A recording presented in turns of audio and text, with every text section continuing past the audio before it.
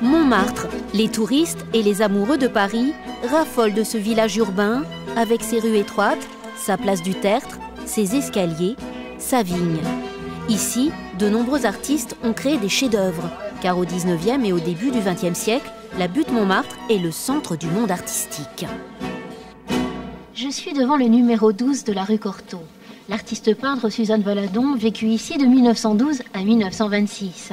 Suzanne Valadon, une femme moderne, muse des artistes de Montmartre, mena ici, dans son atelier, la vie de bohème. C'est le Paris des poètes, des peintres et des musiciens. Le musée de Montmartre se situe dans la maison où vécut Suzanne Valadon. Une exposition lui est consacrée. Muse de la butte, jeune fille, elle pose pour Renoir et Toulouse-Lautrec. À leur contact, elle devient elle-même un grand peintre.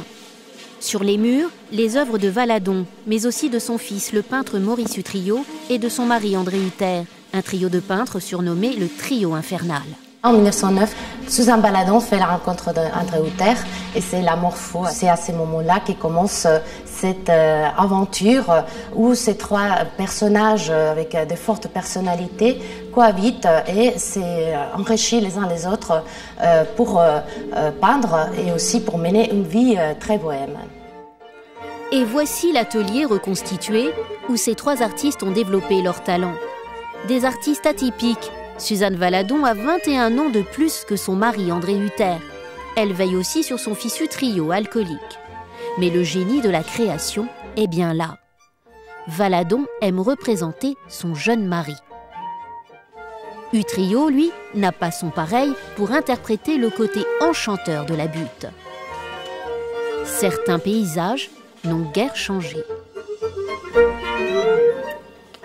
Ce sont des lieux difficiles, pour ne pas dire souvent misérables. La vie de bohème, c'est pas une légende dorée, c'est quelque chose qui est d'abord une difficulté de vivre. L'avantage de Montmartre, c'est pas seulement ces paysages surprenants, déchiquetés encore, les sentiers, les moulins qui perdent leurs ailes, les vieux jardins abandonnés, toute cette ambiance très particulière, c'est aussi des loyers dérisoires. Une très belle lumière aussi.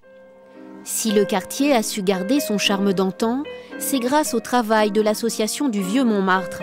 Cette société savante existe depuis 130 ans.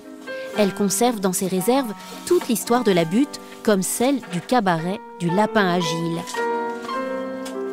André Gilles, qui était un dessinateur et un caricaturiste déjà connu à l'époque, a dessiné un lapin qui se précipite dans une marmite. Et tout le monde a appelé ça le lapin à Gilles. Agile parce que c'était André Gilles qui avait dessiné le lapin. Aujourd'hui, des artistes sont régulièrement invités au musée de Montmartre dans l'ancienne maison de Suzanne Valadon. Ainsi revit l'esprit du vieux Paris.